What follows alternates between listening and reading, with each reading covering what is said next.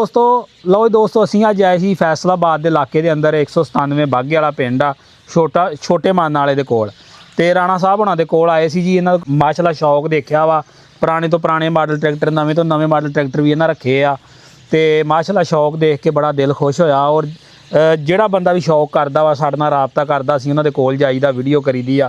ਰਾਤੀ ਇਹਨਾਂ ਨਾਲ ਰਾਬਤਾ ਹੋਇਆ ਸੀ, ਇਹਨਾਂ ਨੇ ਕਿਹਾ ਸੀ ਭਾਈ ਆਓ ਸੁਬਾਹ ਵੀਡੀਓ ਬਣਾਈਏ, ਤੁਸੀਂ ਹਰ ਬੰਦੇ ਦੀ ਵੀਡੀਓ ਬਣਾਉਂਦੇ ਜੇ, ਹਰ ਬੰਦੇ ਦੇ ਕੋਲ ਜਾਂਦੇ ਜੇ ਤੇ ਸਾਡੇ ਵੀ ਟਰੈਕਟਰ ਲੋਕਾਂ ਨੂੰ ਦਿਖਾਓ, ਅਸੀਂ ਵੀ ਸ਼ੌਕ ਰੱਖਦੇ ਹਾਂ।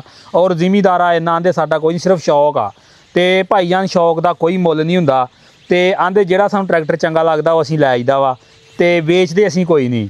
ਤੇ ਮਿਹਰਬਾਨੀ ਹੈ ਦੋਸਤਾਂ ਦੀ, ਵੇਚਣ ਵਾਸਤੇ ਕੋਈ ਬੰਦਾ ਨਾ ਫੋਨ ਕਰੇ ਨਾ ਕਮੈਂਟ ਕਰੇ। ਬਾਕੀ ਭਾਈ ਅਸੀਂ ਇਹਨਾਂ ਦਾ ਬਿਲਕੁਲ ਸ਼ੁਕਰੀਆ ਅਦਾ ਕਰਦੇ ਹਾਂ ਔਰ ਦਿਲੋਂ ਇਹਨਾਂ ਦਾ ਸ਼ੁਕਰੀਆ ਅਦਾ ਕਰਦੇ ਹਾਂ। ਮਾਸ਼ਾਅੱਲਾ ਬਹੁਤ ਅੱਛਾ ਸਾਡਾ ਵੈਲਕਮ ਕੀਤਾ, ਬੜੀ ਸਾਨੂੰ ਇੱਜ਼ਤ ਬਖਸ਼ੀ ਤੇ ਅੱਲਾਹ ਪਾਕ ਇਹਨਾਂ ਨੂੰ ਸਲਾਮਤ ਰੱਖੇ ਜੀ। ਰਾਣਾ ਸਾਹਿਬ ਦਿਲੋਂ ਤੁਹਾਡਾ ਸ਼ੁਕਰੀਆ ਵਾ।